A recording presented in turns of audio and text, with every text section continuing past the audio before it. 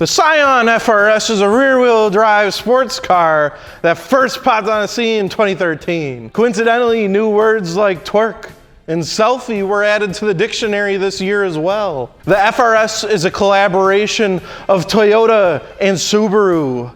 Just like two SoundCloud rappers that feature on each other's songs to come out with a song that ends up sounding meh.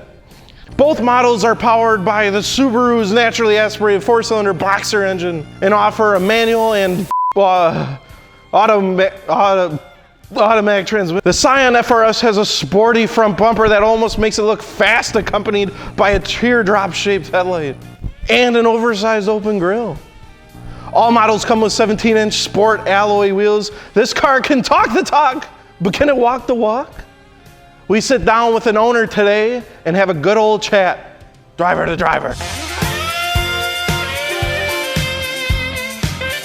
All right, guys, what's up? Dakota from Fitment Industries, and we are here on the first ever episode of Driver to Driver, where we will be interviewing car enthusiasts with their cars. And on this first episode, we decided to choose an FRS, and I'm here with Giles from Fitment Industries. So before we hop into this, don't forget wheels, tires, suspension, fitmentindustries.com, get all the goods. Let's hop right into it. Cool. You ready, Giles? Yeah, I think so. You a little nervous? Yeah, a little bit. I remember doing one God. of these not too long ago, but I mean. All right, well, here we go. Let's not beat around the bush. How much did you pay for your two-door sports car? I think all said and done, out the door from the dealership, it was right around $18,000. All right, okay. So how much horsepower do these make from the factory? Just stock, bone stock, nothing fancy done to it? From the factory, I think they're rated right around 200 crank. 200, so that's like 90 bucks a horsepower. You pay like 90 bucks for every horsepower that car has. I don't think that's... Well, I don't know, it's in the math. What made you go with a two-door Scion and not something that can like move out of its own way? Well, I guess when I was shopping around for a car, it was something that was in my price range. Sure. I wanted something a little newer. I wanted something that was rear-wheel drive, and that landed me with like two options. It was either a Genesis Coupe or an FRS or BRZ or whatever. What about like a G35? That's true. Or like a 350Z? I wanted something a little newer. Okay, all right. Like 350Zs were a little like old. There wasn't many around like where I live, and then 370s were just at the time a little higher than my price bracket. Horsepower? Oh. Price, gotcha. Okay, Lemon asks, how often do Priuses pass you on the highway? What? Moving on, Compulsor asks, why did you choose the FRS over a BRZ or GT86? To me, that kind of sounds like, why'd you go with a soft shell over a hard shell? Like, they're both gonna get the goods to the same destination. Like my mouth? Yeah. You guys usually have shop work going on during interviews? I guess I guess, like I said, comes down to like what was available for me at the time. I think you're saying there wasn't any BRZs or GT86s available? No. Well, GT86 in Japan.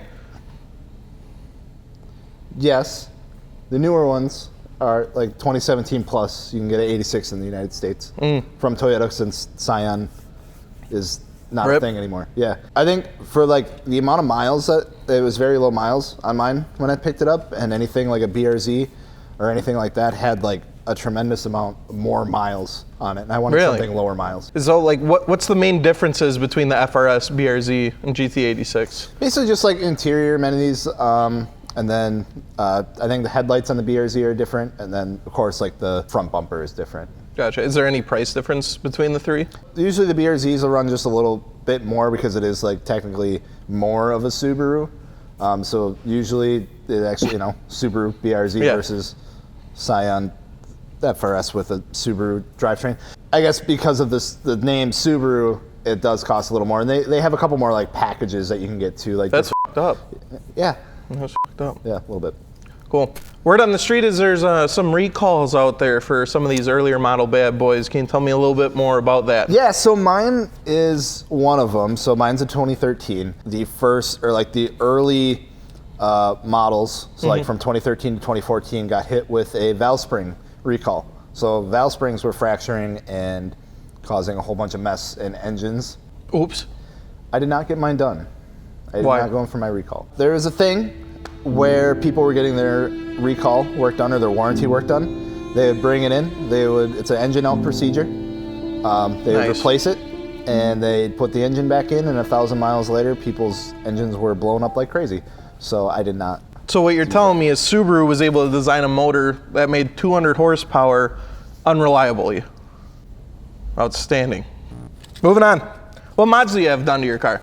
So not a whole lot. I got a Tomei unequal length header, followed by a Greddy Revolution 3-inch catback. Original.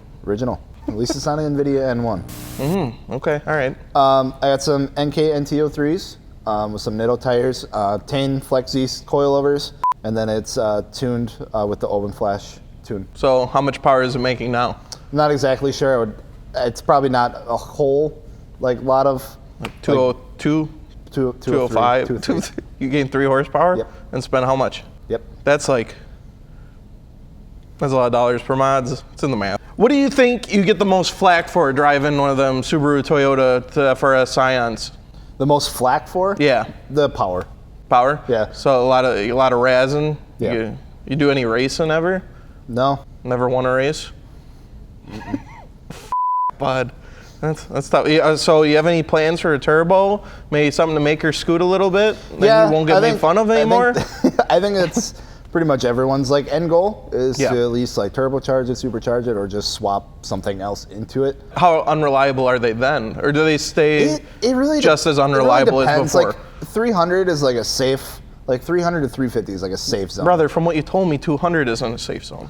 You got to get it out of the 200. Okay. Yeah, it doesn't like it either way. You got to get it up to the 300. If you're going to blow it up, you might as well go balls to the wall. Right, I want it to be blower sky high. Yeah, I want it to be my own stupidity. Yeah, right. Exactly. I like it. Cool. So I think that about wraps this up, our first driver-to-driver episode. Thank you, Gels. Thank you. For taking some flack with your FRS and coming onto the show. If you guys like this series, comment down below what cars you'd like to see. If you have an FRS, add it to our gallery, fitmentindustries.com/add. And any wheels, tires, suspension mentioned in this episode, you can find it over at fitmentindustries.com. Definitely. So I'm Dakota. I'm Gels. We'll see you later.